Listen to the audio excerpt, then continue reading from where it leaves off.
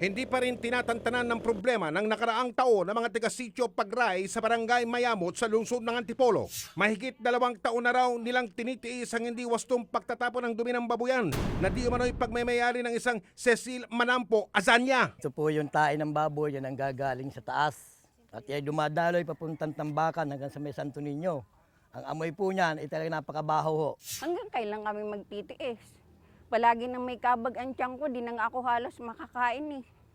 Yun, masakit ang tiyan ko sa amoy. Hindi na kaya halos ng sikmura, lalo sa mga bata. Pagtanghali na, ayan na, maamoy mo na, kaya kami palaging nakasarado. Ang nagsilbing tapunan ng babuyan, abay, ang katabi nitong creek. Kitang-kita ng lente ng aming kamera ang mga dumi ng baboy na nagsusubigaw sa baho. Naku po, ang tubig ng creek na ang tuloy ay sa Marikina River, kulay burak na ang dumadaloy. Hindi namin hangad na maghanap na isaraan hanap buhay nila, kundi gumawa lang sila ng paraan. Idinulog ng sumbungan ng bayan sa City Environment and Waste Management Office ng lungsod ng Antipolo ang problema. Pina-inspeksyon na raw nila ang babuyan makaraang makarating sa kanila ang reklamo ng mga residente. Based on the findings natin after the inspection, binigyan natin sila ng notice of violation for the improper sewage disposal. So yun po ang ating action na ginawa para mag-comply sila doon sa kanilang violation.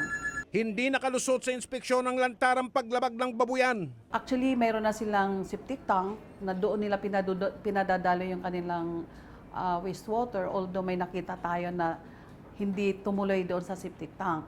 And itong septic tank kasi, pwede rin naman natin i-recommend na gawin nilang biogas. Dahil hindi umabot sa takdang bilang ng baboy ang alaga ng inirereklamong babuyan, hindi nila kailangang kumuha ng Environmental Compliance Certificate o ECC.